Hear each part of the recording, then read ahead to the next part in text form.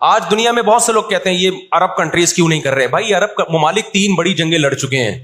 یہ جو لوگ الزام لگاتے ہیں نا کہ عرب چپ کر کے بیٹھے ہوئے ہیں, مصر کیوں نہیں کر رہا.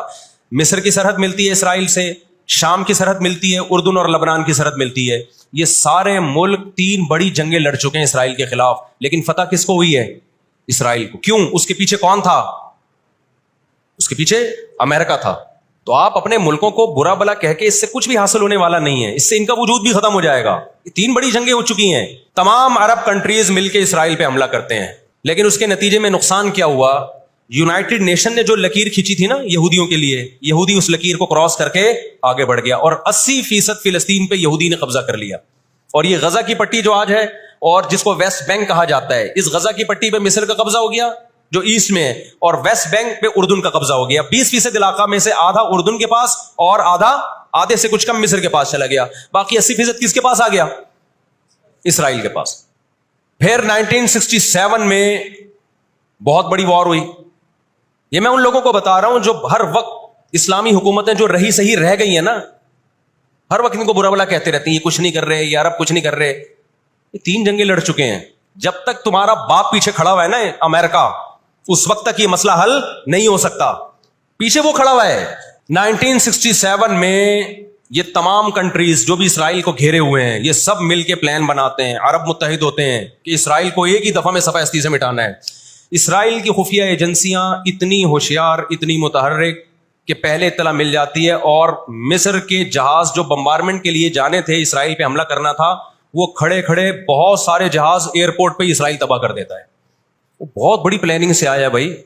تو عرب کو شکست ہوتی ہے, اور نقصان کیا ہوتا ہے کہ الٹا عربوں کے علاقے اپنے ہاتھ سے نکل جاتے ہیں. مصر کا بہت بڑا علاقہ چلا گیا, غزہ بھی خالی ہو گیا, ویسٹ بینک بھی خالی ہو گیا, اور یہ سارے علاقے کس کے قبضے میں چلے گئے؟ یہود کے. شام کے علاقوں پہ بھی یہود کا قبضہ, مصر کے علاقوں پہ بھی. 1973 میں پھر عرب ممالک مل کے لڑتے ہیں اسرائیل کے خلاف تاکہ اپنے علاقوں کو خالی کرائیں ہم.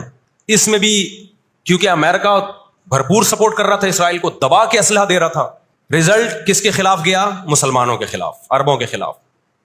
اور ان کو اندازہ ہو گیا کہ اس جنگ میں ہم اپنے علاقے خالی نہیں کروا سکتے. سعودی عرب میں اس دور میں غیرت مند بادشاہ تھے شاہ فیصل شہید رحمۃ اللہ علیہ, اللہ ان کی مغفرت کرے, ان کے درجات بلند کرے, بڑے مجاہد تھے. انہوں نے عرب ممالک کا اجلاس بلایا اور تیل کی سپلائی بند کر دی. سمجھتے ہیں بات کو کہ نہیں سمجھتے؟ جب تیل کی سپلائی بند ہوئی, اللہ تعالیٰ نے وسائل تو آج بھی مسلمانوں کو دیے ہیں, تیل کی سپلائی بند کی ہے تو اسرائیل گھٹنے ٹیکنے پر مجبور ہو گیا. پھر امریکہ بہادر بیچ میں آئے ایک بڑے بزرگ کا کردار ادا کرتے ہوئے کہ دیکھو لڑائی بھڑائی معاف کرو, اللہ کا گھر صاف کرو, بیٹھ کے مذاکرات کی میز پہ آ جاؤ. تو یہاں بھی مذاکرات کی میز کے پیچھے تیل کا ڈنڈا تھا. سمجھ رہے ہو؟ عربوں کے پاس جو تیل کی اللہ نے ان کو ایک طاقت دی ہے نا, وہ استعمال کی انہوں نے. لیکن لڑائی معاف کرنے میں بھی بہت سارے گیم کھیل گیا. وہ طے یہ ہوا کہ جی جو عربوں کے علاقوں پر اسرائیل نے قبضہ کیا ہے مصر اور شام پہ, وہ اسرائیل واپس کرے گا. ٹھیک ہے, ہم آپ کے علاقے واپس کر رہے ہیں, لیکن مصر کو اسرائیل کو تسلیم کرنا پڑے گا. یہ بہت بڑی مسٹیک ہوئی. کس سے؟ بولو, مصر سے. وہ اس پہ آمادہ ہو گئے, چلو ہمارے علاقے تو ہمیں واپس مل رہے ہیں. غزہ سے بھی مصر نے فوجیں ہٹا لیں, غزہ کا علاقہ بھی اسرائیل کے حوالے کر دیا. مصر کو یہ لگا کہ مرتا کیا نہ کرتا. مصر نے جب یہ علاقے واپس کیے اور اسرائیل کو تسلیم کیا تو بہت سارے عرب کنٹریز مصر کے خلاف ہو گئے اور عرب اتحاد سے مصر کو نکال دیا. وہ جو بعد میں داخل بھی کر لیا, پھر 1989 میں دوبارہ داخل کر لیا.